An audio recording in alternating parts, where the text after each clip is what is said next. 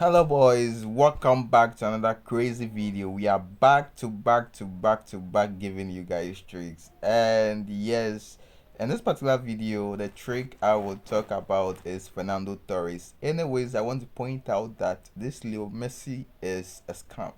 This Leo Messi is fake, but I'll talk about him in another video. For this video, let's use a script on Fernando Torres. Back in PES 2021, this legend was my favorite player. It's been a while since I used him, so I'm very interested in using him. And for those who would want to purchase him but don't have coins, watch the video to the end. I'm gonna share a secret with you that would enable you get coins to purchase him. So watch to the end. This video is going to be very interesting, like the other videos. So let's talk firstly about how to train Fernando Torres if you already have him.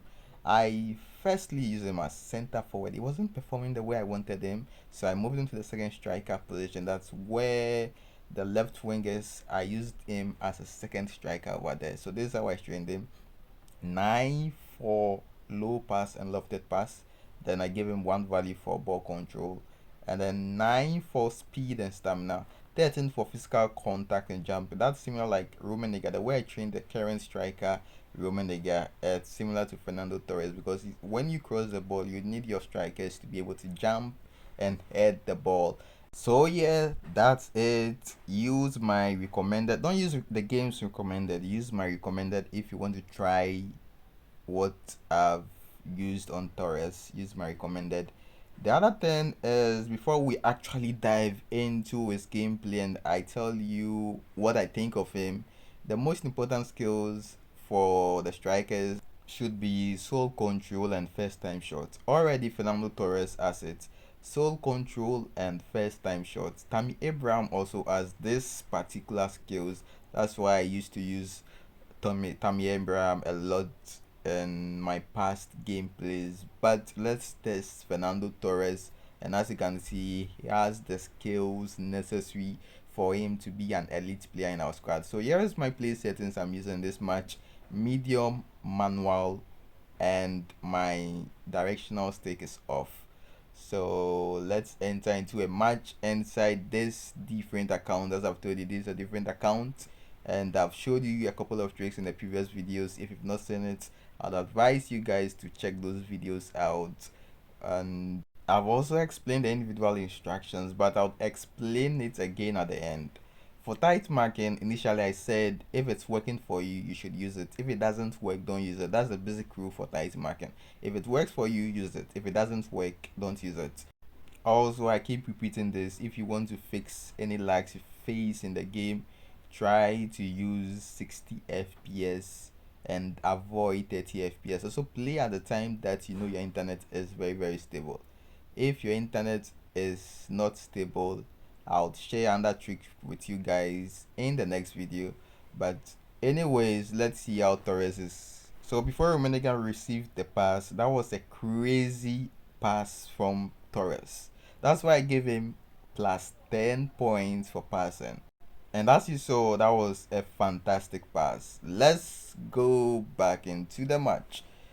And my opponent is struggling because I'm tight marking Salah. So if he tries to penetrate my defense from that side, it won't work.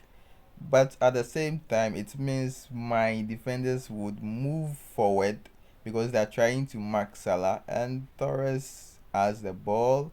Torres with a nice curled control shot. So far, so good. Torres has given 1 assist and 1 fantastic control shot. That's why I think you guys should buy him. But if you want to use him as your main striker, I don't think it would be good as a main striker because it's kind of light. It's not strong like Rummenigge.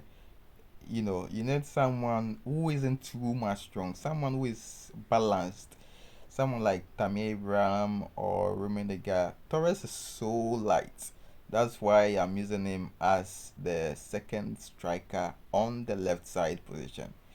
So if you want to purchase him, that's my recommendation. I'm using manual switching so you can see clearly how I'm defending in this match. Bring the striker backwards and wait for the right timing. Once your defender takes the ball, make the right decision, either pass or clear. And that moment I cleared because it was a bad situation.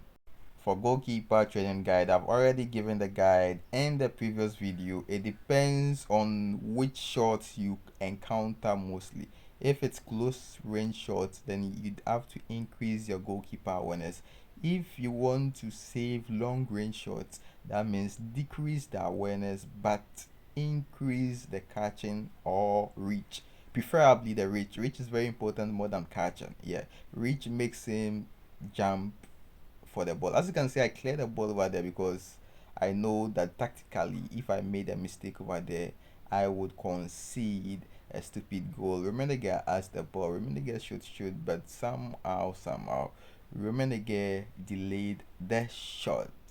Anyways, we gonna score lots of goals in this match. I have high hope because when you are playing the game and the spacing between your player isn't very tight, you can tell how the gameplay is going to go. Sometimes you play the match and you notice that your players are very close besides each other, very like it's a very tight game.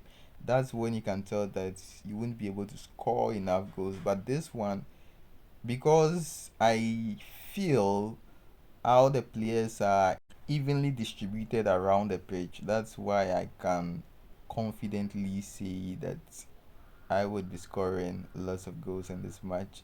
Initially, I made a pass to Fernando Torres. He didn't make the run. Also, one thing you would need to add to your Fernando Torres is one touch pass.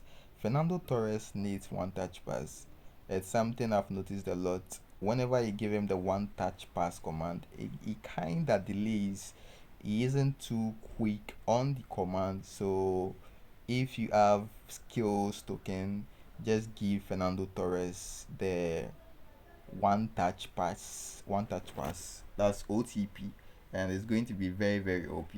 So Morgan, let's go into the second half. Let's see how second half goes. As I said initially in all my videos, I keep saying this: you'd have to be very careful. Rummenigge should score down. Rummenigge didn't score. You'd have to be careful in defending kickoff glitches. I don't know why Konami still has kickoff glitches in eFootball. It's so frustrating. Another thing about Fernando Torres, that was a beautiful assist by Fernando Torres, by the way. Another beautiful thing about Fernando Torres is that is aggressive. If you lose the ball at any point during your attack, trust me, Fernando Torres would initiate an aggressive gesture, an aggressive manner to win the ball back. That is something I love about Fernando Torres. So far, the only disadvantages of Fernando Torres is he is light as a player when you use him as your center forward, and because he doesn't have one touch pass skill, he's going to delay certain one touch passes. So it's still worth it. It's still worth it. Just two disadvantages. Other than that, it's still worth it. The other player I'm testing is Frank Ribery. Frank Ribery, I'm currently using him as an AMF, and it's fantastic, amazing. The way he draws back is very elite, and his passes are crazy. I've made a video on how to get him from the daily penalty, and Fernando Torres just buried that. You guys need to buy Fernando Torres for real. You must buy Fernando Torres. You should, and try my recommended guide on him. As I was saying earlier on, if you want to get a Ribery I'm having, you'd have to play the current daily games that are inside the eFootball app every day. You'd have to play it once a day, and I've made a trick on how to always score that penalty for you to get your daily reward. Check it out in the previous videos. And that was a shot from Matheus. I'm using Matheus as an attacking player. That's one importance of using one of your CMFs as an attacker. It will join your strikers in attacking. And let's see Torres make the move, and Rummenigge. Torres' assist is just crazy. Torres has made 3 assists and 2 goals. scored in this match. That shows you how how serious this guy is as a striker. It's definitely worth it. Lionel Messi, I'm going for the first ball. First ball down. That was easy, very easy. Six, easy six, and this opponent should just rage quit or perhaps forfeit. But I think he's learning something from this, because when you check my squad, I'm not using ideally like great defenders. I'm using defenders that I know they would play the way I want them to. So my defenders are Costa Keita and Luke Shaw. This the way I'm playing right now is similar to stand and win. If you've seen my previous guides and videos gameplays on stand and win, you would know that your defenders have to be aggressive. If they're not aggressive, then you just be standing them, and your opponent will just be passing by your defenders, which is something you'd want to avoid. So if you want to improve your defense, use defenders that you actually rely on. That's what I'm doing in this match. I'm using defenders that I actually rely on, Luke Shaw and Costa Keita. They are way better defenders. Like in paper, they have better stats, but I trust these two guys, and that's what I'm doing in this match. And Rummenigge, please score this. This was a crazy roller coaster of a match. And if you've not liked this video, kindly drop the like. I'm gonna drop more tips and tricks, not just in gameplay wise, but then there are other tricks and tips that I think you guys should know. So what I'm gonna do next, wow, I played 10 shots and 10 on targets.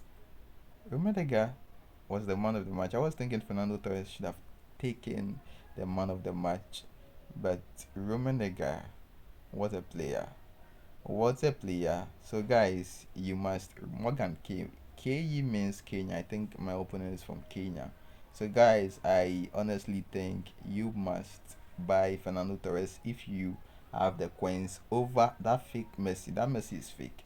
Don't buy that Messi. That Messi is fake. And this is my attacking fullback at the left back. I've placed defensive on him because he usually goes inside to join the attack if there is no restriction on him. So I gave him defensive. Also for Perlo, he has defensive engagement. That means he will join the defense a lot in defending. This guy, I trained him in such a way that he has the lowest defensive awareness possible. So I gave Matheus attacking.